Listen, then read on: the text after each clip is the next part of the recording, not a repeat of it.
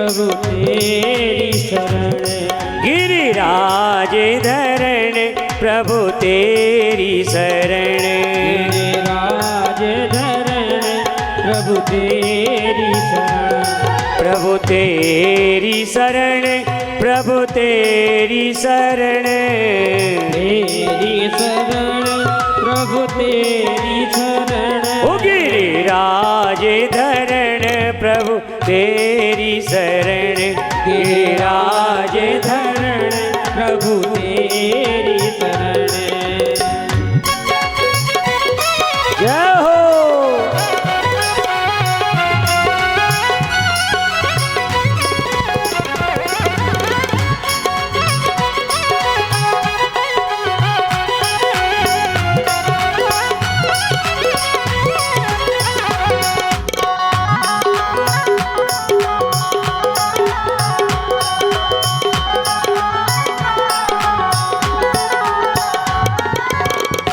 श्री जी बाबा की शरण यमुना मैया की शरण।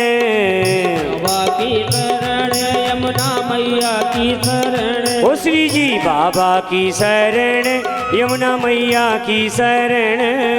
बाबा की शरण यमुना मैया की शरण। ओ गिरिराज धरण प्रभु तेरी शरण।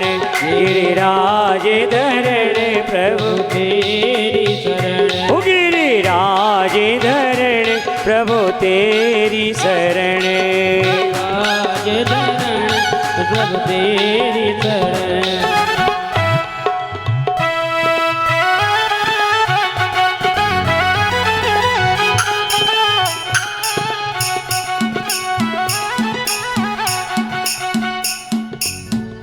ओ बल्लभ बाबा की शरण विठल बाबा की शरण।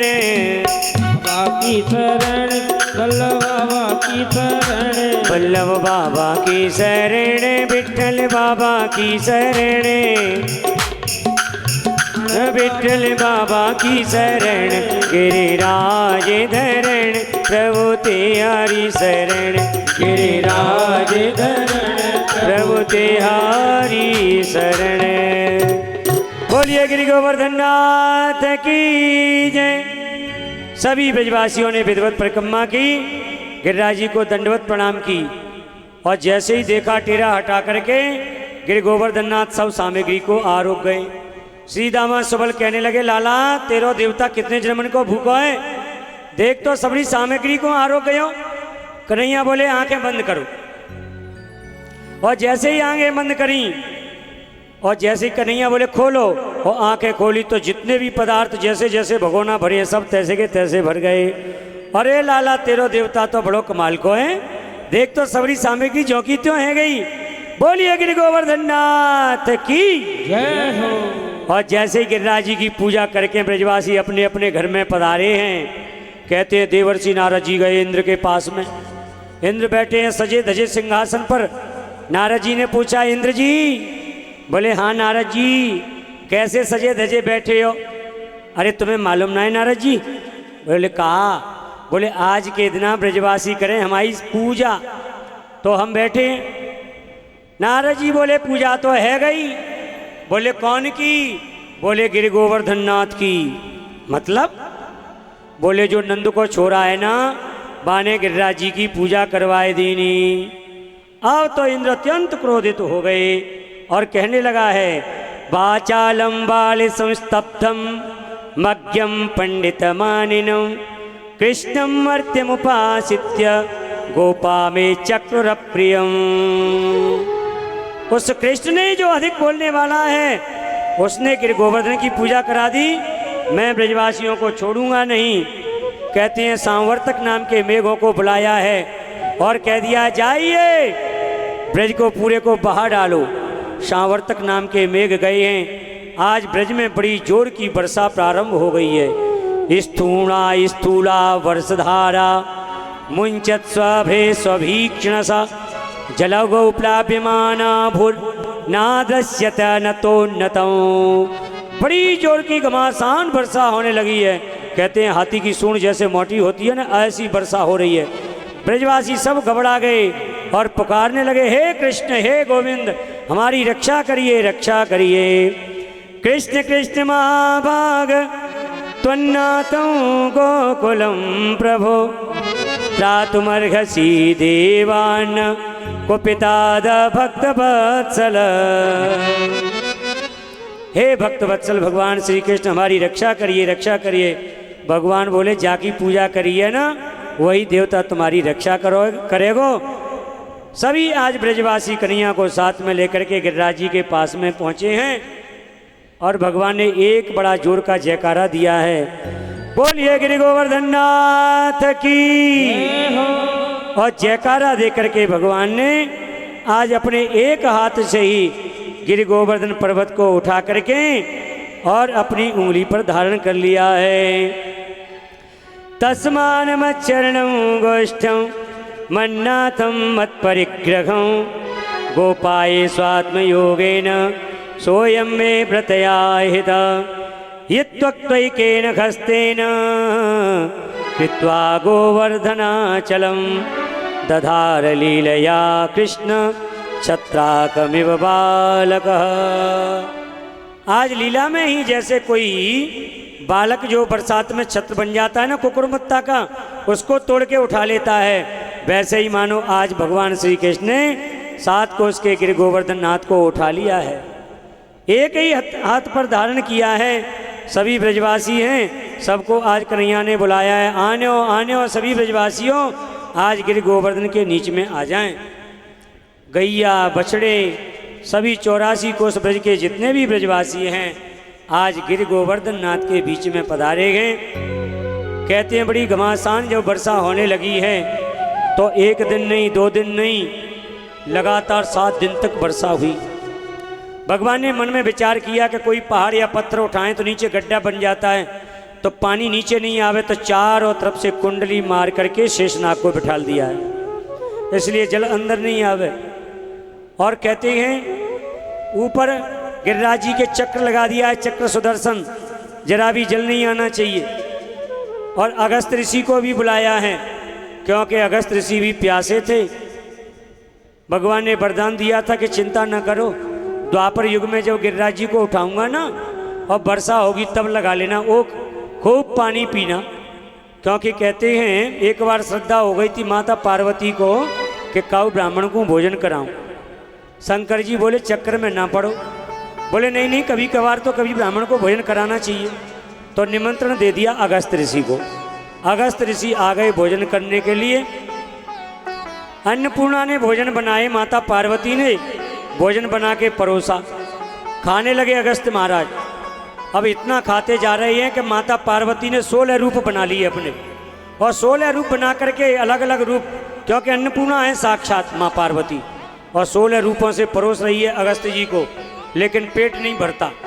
1 दिन गया, 2 दिन गया, 15 दिन हो गए भोजन करते करते, माथे पर पसीना आ गया। माता पार्वती बोली श्रद्धा की टांग तोड़ दी इस ब्राह्मण ने, भला मैंने इसको निमंत्रण दिया महाराज, खाते खाते 15 दिन हो गए। शंकर जी बोले भगवान से प्रार्थना करो।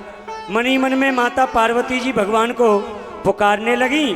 तब भगवान नारायण एक बटक ब्रह्मचारी का रूप लेकर के आए और आते ही बोले माता जी भिक्षाम देई, हमें भी भूख लगी है, भोजन कराओ। पार्वती जी बोली अभी एक भूखा तो उसका तो पेट नहीं भरा, तब तक दूसरा और आ गया, पर अब क्या करें, पत्तल तो डालनी पड़ेगी। पत्तल डाल दी सामने, और जैसे ही बटक ब्रह्मचारी बने ठाकुर जी भोजन करवे लगे। 2 पूड़ी खाई और 2 पूड़ी खा के सींचा लेके बोले ओम, बस माता जी तृप्त हो गए। पार्वती जी बोली बस 2 पूड़ी? हाँ माता जी, ब्राह्मण को ज़्यादा नहीं खाना चाहिए, थोड़ा ही खाना चाहिए, ज़्यादा खा जाएगा तो भजन कैसे करेगा। अब सामने बैठे अगस्त जी, हे भगवान हम 15 दिन से खा रहे हैं, ऐसे ब्राह्मण है और ये ऐसा भजनानंदी ब्राह्मण है कि 2 पूड़ी खा के तृप्त हो गया। तब अगस्त जी को शर्म आई तो अगस्त जी बोले हाँ माता जी अब हमारा भी पेट भर गया, बस जरा पानी ले आओ। अब माता जी पानी जब पिलावे लगी तो पानी पिए जा रहे हैं महाराज, पानी से पेट नहीं भर रहा। तब भगवान बोले कि रुक जाओ, अब इतना ही बहुत है, द्वापर में पिलाऊंगा। तो अगस्त जी को लगा दिया, आज पूरे पानी को पी गए।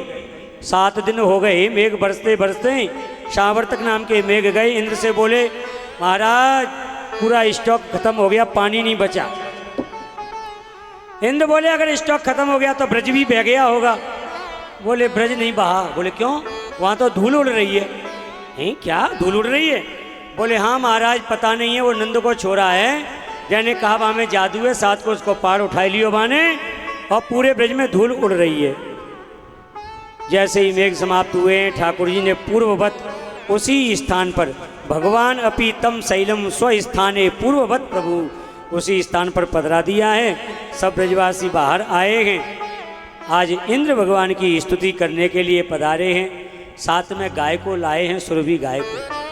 क्यों? मन में जानते हैं कि ये कृष्ण कोई साधारण नहीं है, और नौकरी करनी है तो खुशामद तो करनी पड़ेगी, क्योंकि ये गोपाल जी बन के आए हैं, गायों की सेवा कर रहे हैं। और अगर गाय को सामने लेके जाऊंगा तो जरूर प्रसन्न हो जाएंगे। तो आज सुरभि गाय को लेकर के आए हैं। गाय ने आज भगवान का सुंदर अभिषेक किया है और इंद्र ने भगवान की स्तुति गाई है। भगवान का नाम गोविंद पड़ा है। कहते हैं कभी कभार जो अधिकारी भक्त हैं उनको आज भी गोविंद कुंड में गाय के दूध की सफ़ेद धारा दिखती है, ऐसा वहाँ का भाव है। बोलिए गोविंद भगवान की जय हो।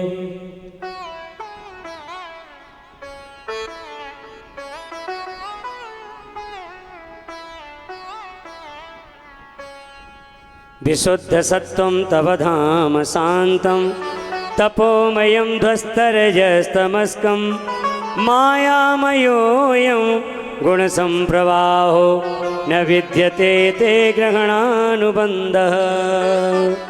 आज इंद्र ने स्तुति गाई है। हे गोविंद, आपका ये जो स्वरूप है ना, ये विशुद्ध सत्व को अपना करके आपने ये ऐसा रूप धारण किया है। और आपका ये स्वरूप कैसा है कि जीवों के रजोगुण और तमोगुणों को ध्वस्त करने वाला है। आप जो हैं अथवा जो आपके शरणागत भक्त हैं उनको आपकी ये माया उनको कदापि सता नहीं सकती है। न ते विद्यते ग्रहणानुबंधः। जो आपके परम प्रिय भक्त हैं वो भगवान के, वो कभी गृहस्थी के पलड़े में आकर के बंधते नहीं। भले ही गृहस्थी का पालन करें, संचालन करें, लेकिन उनकी प्रीति तुम्हारे चरणों में हमेशा बनी रहती है। ऐसे दिव्य स्तुति गाई है। आइए एक गिरिराज जी का भजन गा करके और फिर आरती की तैयारी। कौन सा भजन बोल गई है? गा दो आप। बोलिए गिरि गोवर्धन नाथ की जय। सभी ब्रजवासी भोग लगा रहे हैं प्रेम से। आप भी गिरि गोवर्धन नाथ को भोग लगाइए। थाली भर कर लाई रे खींच